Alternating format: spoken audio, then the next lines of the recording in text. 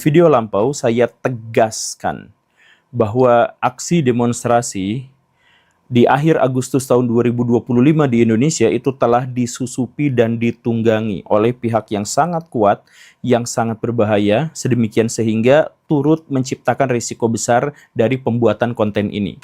Ya, saya ingin menegaskan bahwa diksi yang saya gunakan itu adalah ditunggangi, bukan didalangi. Itu tentu saja adalah dua hal yang sangat berbeda secara signifikan. Jadi maksud saya adalah bahwa saya setuju bahwa selama ini tuh ada demonstrasi yang murni dari keresahan masyarakat, murni dari perjuangan masyarakat, dan murni dari rasa takut masyarakat, kecemasan masyarakat terhadap apa yang akan mungkin terjadi di masa depan. Saya yakin itu murni. Tetapi kemurnian itu ketika dia sedang berjalan, kemudian ada pihak-pihak tertentu dengan kepentingan tertentu berusaha untuk menungganginya, memanfaatkannya. Jadi saya tidak menuding mereka didalangi, saya mengira bahwa gerakan-gerakan massa di Indonesia kemarin itu yang berjuang tulus itu malah dimanfaatkan sama pihak lain yang akhirnya menciptakan chaos. Ketika saya tawarkan itu kepada masyarakat dunia maya tentang siapa sebenarnya yang menjadi provokatornya, menjadi penyusupnya, ternyata banyak sekali pikiran-pikiran liar dari masyarakat. Ada yang mengatakan bahwa pelaku atau provokator atau pihak yang menyusup terhadap demonstrasi itu adalah geng Solo, Pak Jokowi dan teman-teman. Liar sekali itu pikirannya ya.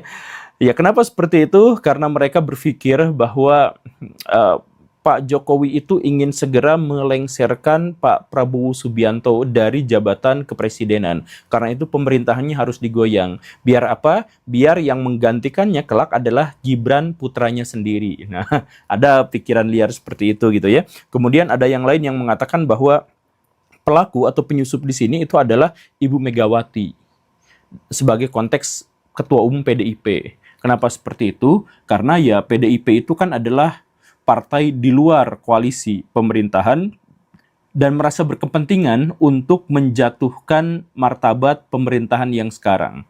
Begitu. Makanya kemarin ketika masyarakat itu melabrak, menggeruduk, dan kemudian menjarah rumah-rumah anggota DPR dan pejabat-pejabat terkait, hanya rumah Ibu Puan Maharani saja yang bertahan dan selamat dari penjarahan itu.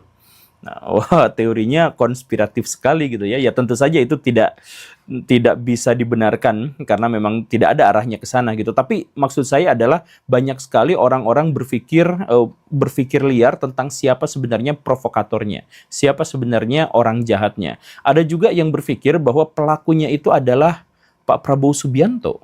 Jadi yang menciptakan kerusuhan ini, chaos ini adalah Pak Prabowo Subianto dengan barisan militer di belakangnya.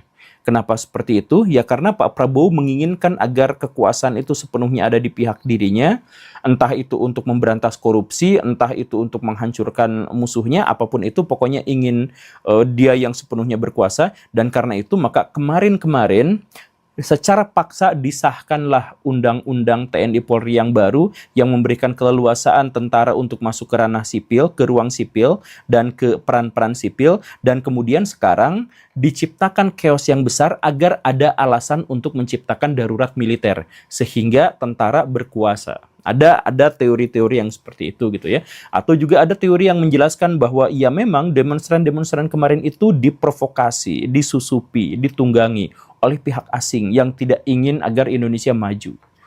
Begitu ya. Nah, ya teori yang terakhir ini ya walaupun tetap lemah tetapi menjadi tagline bagi pemerintahan, termasuk Pak Prabowo percaya bahwa ada kekuatan asing yang berusaha untuk merongrong Indonesia, ada keinginan makar dan lain sebagainya. Nah, tapi siapa sebenarnya provokator itu? Menurut saya, misalkan ya, tapi tentu saja saya tidak akan mengatakan itu karena pengetahuan itu sebenarnya adalah pengetahuan yang sama sekali tidak terkonfirmasi. Saya tidak akan mengatakan siapa provokatornya atau siapa yang menungganginya, tetapi saya ingin memberikan penjelasan kepada Baraya tentang bagaimana cara dia bergerak. Jadi, Farid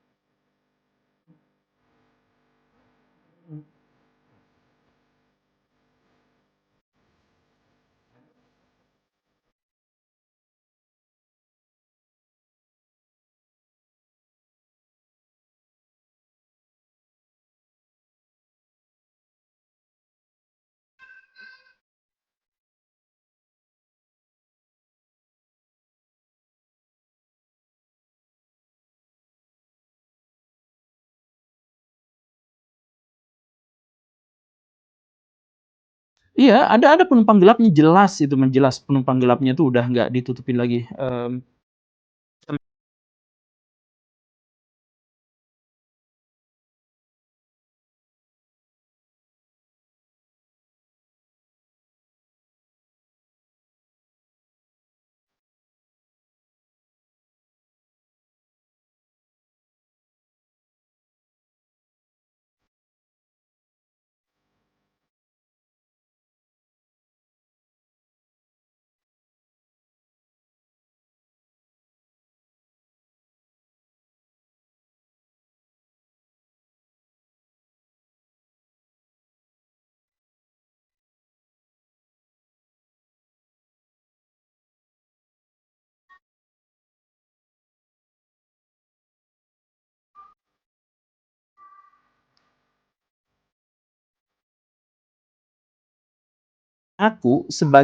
ngaku, gaji DPR naik, padahal tidak.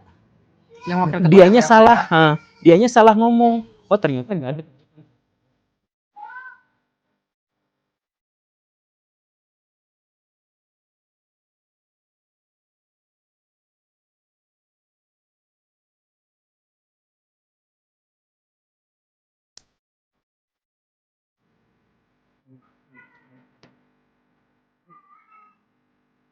Jadi ceritanya tuh gini.